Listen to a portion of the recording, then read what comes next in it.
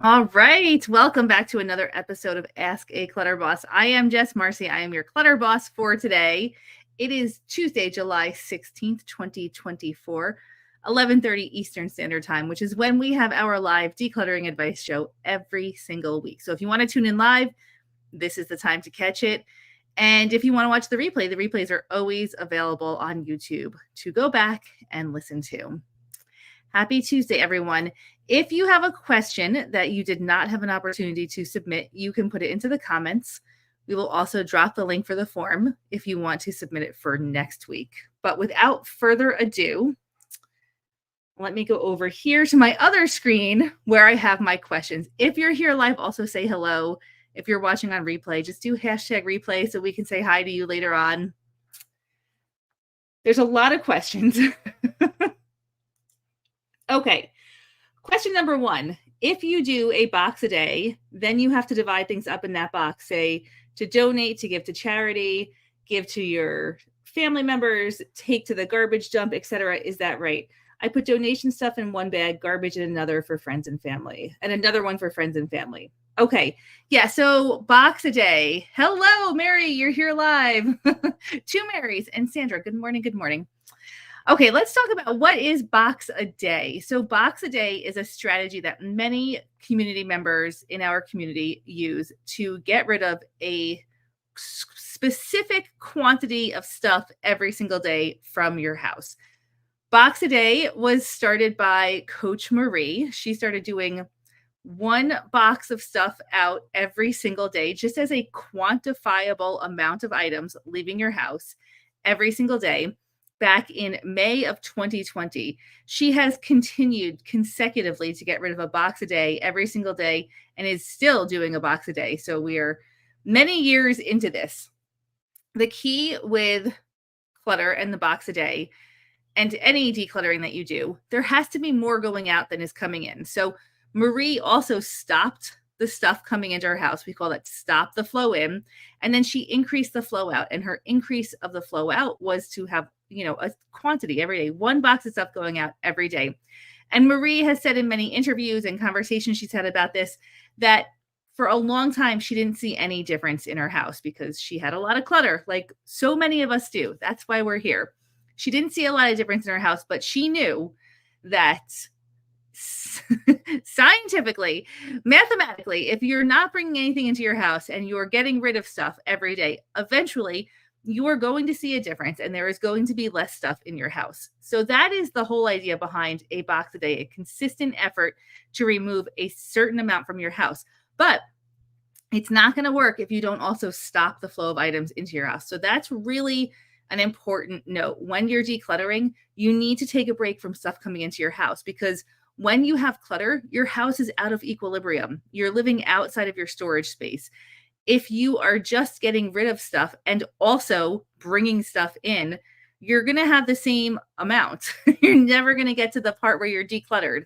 So when you're decluttering, you have to make a real concerted effort to stop the flow in, increase the flow out, like for real effort. Like today is Prime Day. Do not open up Amazon. Do not go and order stuff. Do not be pulled by all of these triggers to bring stuff into your house because you can't get uncluttered if you continue to bring stuff in. So that being said, when you do a box a day, there's a couple of different ways that you can do it. I know Marie has her box that she fills up every day, and then she has like a sorting station by her front door for donations, trash, going to her kids, whatever her categories are. And that makes a lot of sense to me. There's other strategies that you can use to increase the flow of items out of your house. You don't have to do a box a day. Some people tend to do more, they kind of work in ebbs and flows. So when it's an ebb or a flow, when you're in the mode of decluttering, you get rid of a lot of stuff and then you take a break for a couple of days, maybe a week, and then you come back and you get rid of a lot of stuff again. You have to find a strategy that works for you. And occasionally you have to revisit that strategy and see, is it still working for you? For me personally, I'm good with things for a certain amount of time. Like I could do a box a day for like a month, but then I would have to move on to a new strategy. So you have to find what works for you and where you are at this process, because also now like I'm at a different point in my decluttering journey than somebody at the beginning of their decluttering journey. So how I declutter now is just an everyday part of my life. It looks totally different than how I decluttered back in the beginning. Anyway, as usual, long answer for a short question. So if you have any questions about box a day, increasing the flow out, stopping the flow coming in, the best place to ask them really would be in our boot camp that we have coming up next week. So next week is a Clutter boot camp.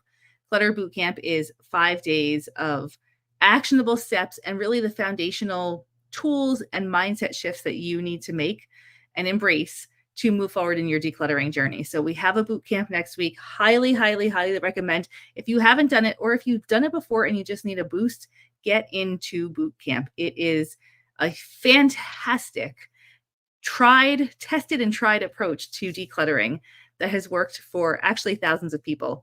So that is next week. Okay. The next question that came in on the form, so thank you for submitting a question on the form. If completely stuck, most especially with paper clutter, what course do you recommend in restarting with Clutter Boss? Okay.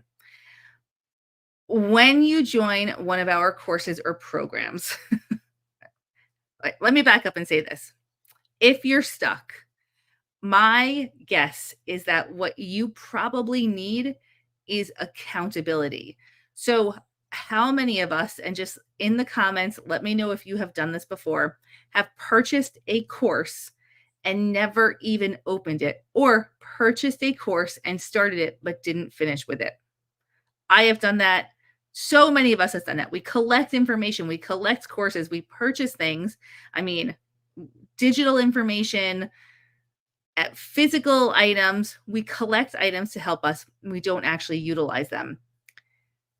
What I have learned about myself, one of the biggest ahas I've had since starting this business and really working on like personal development type of stuff, is I need external accountability more than anything else. I cannot rely on Jess Marcy to get stuff done. I need to rely on Jess Marcy, other people having expectations of Jess Marcy to get stuff done. That's just how I roll. That's how I work. That is how I move forward in life. And I suspect that most of us are in the same boat. Very few people can set a goal and just stick at it with their own internal motivation and nothing else.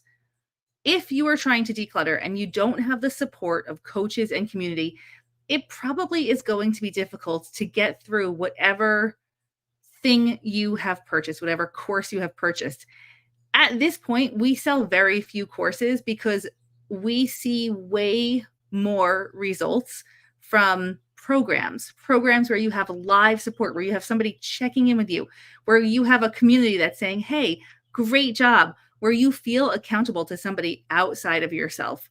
So my suggestion, if you're looking for something to help you with paper clutter, would be to join Clutter Boss Basics. Clutter Boss Basics is our we have Clutter Boss Academy and Clutter Boss Basics. So Clutter Boss Basics is really all about decluttering and accountability. It's $150 a month. You can join for 1 month. You can join for 20 months. You could just keep going. But you have that external accountability every single day. You have access to all of the courses, like the paper courses that we have. They're in that you get.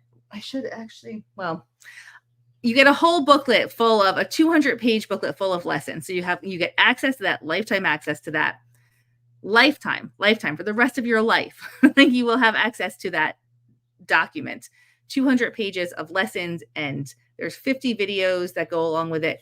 Plus, you have actionable calls that you can join throughout the week. So you will have lessons with Coach Marie. You have take action calls with Coach Amy and Coach Anka and Coach Amber. You have that accountability that you need to move forward and the ability to ask questions when you get stuck. And when you just buy a course, you don't really have that. So my recommendation is, if you're stuck with anything, paper clutter is a big one, but anything, join a program, invest in yourself, and have access to coaches and community where you can start to move forward. You don't have to join forever. Just try it for a month and see how it works for you. And that external accountability can be so, so huge. So huge. If you are interested in more information about Clutter Boss Basics or Clutter Boss Academy, just comment in the comments and we will follow up with you. Especially if we know your name and have your contact information. Or you can email us, support@clutterboss.com is another way to do that. So that is my answer for what program is best, what course is best. I really believe in our programs. I see progress, I see change, I see just tremendous growth from our members every single day. If there's tangible evidence that it works, and that's what helps me, keeps me every day waking up and coming back and continuing to help people declutter, because it's so incredible when, as a coach, you can actually see measurable outcomes. And there's very few areas in life where I think that you have that opportunity to watch somebody grow and change in this capacity. It's so cool. So, okay, let's see. What advice would you give to a new homeowner? This is a great question. I love this question. What advice would you give to a new homeowner? The truth is, no matter what size house you have, you are going to fill it eventually. So I would really set parameters for yourself right now. And this goes for a new homeowner, or if you've owned your home for 50 years. Look at the storage space that exists, the functional storage space in your house, the closets, the cupboards, the stuff that is built in to store your items. That is essentially the storage that you have.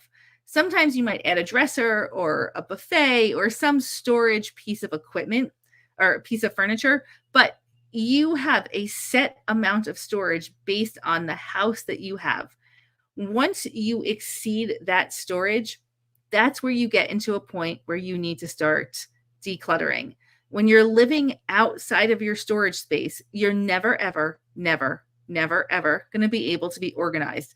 You can't be organized if you have more stuff than fits in your storage space.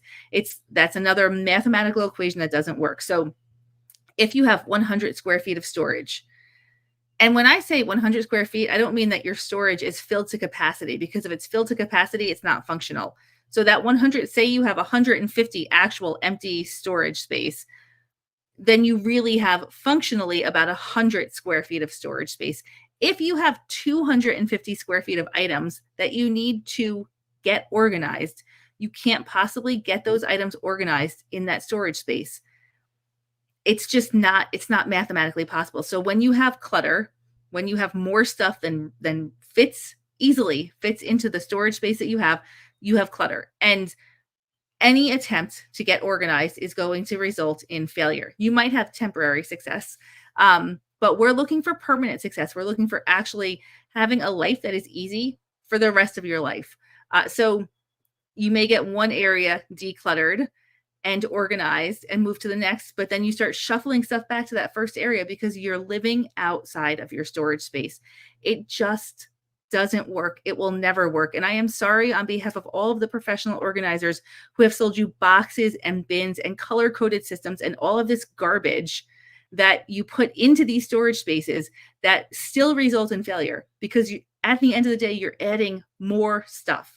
And adding more stuff, increasing the volume of what you own, even in the name of more, better storage or organization, is not the answer. It's not the solution. So you've been told this is a solution. It is not. That is just a total lie. And it's probably well-intentioned in most cases. If you don't declutter, if you're not living within your space, you will never be organized. There is no system that will work for that situation, period. So that is so if you're a new homeowner, know your storage space and go out of your way. Be ruthless in not letting your possessions exceed the storage space that you have. Do not look at your attic or your garage or your basement, especially if it's an unfinished basement, as extra storage. It's not. Maybe in some cases there's some a few exceptions where you could use your attic to store some very specific collection, or your garage maybe to store some outdoor equipment. But at the end of the day, attics, garages, basements, they are not functional storage. And in many cases, if you have a disaster that happens, if you have a flood, if you have a natural disaster, if you have mold, mildew, rodents, any of that stuff, they're getting into those spaces and destroying your stuff. So you're paying for stuff that you're storing in a non-functional space, and it could potentially be destroyed. It's not worth it. It's not worth it. So learn, understand, embrace the amount of space that you have. Even if it's not that much, consider that, think about that as a gift. It is a gift to have less storage space, because then you don't have to take care of as much stuff. It's a true gift. So less storage is better. It's better. And I know this is like the anti-American culture thing to say. Less storage is better. It saves you time. It saves you energy. It saves you tons of money. It saves you so much frustration. Less storage is great. You can live within that space. I promise you can. We humans have lived in small spaces and continue to around the world for millions of years. So we can do it too. All right. That is a wrap on this episode of Ask a Clutter Boss. What is it? Where are we? I was going to say, if you want to join our free community, It's All Clutter on Facebook, go ahead, get in there. It's a great landing spot. It's just a great place to be to start talking about your clutter. If you're interested in joining one of our programs, highly, highly, highly recommend them. They are very effective. Let us know. support@clutterboss.com, or just in the comments. We will help you figure out the best spot for you to be and start to make real, true change with your clutter. Remember, you are more important than your clutter. Be ruthless in prioritizing you over your stuff. I look forward to seeing everyone next week, same time, same place. And if you want to watch the replays, check them out on YouTube. Have a great day, everyone.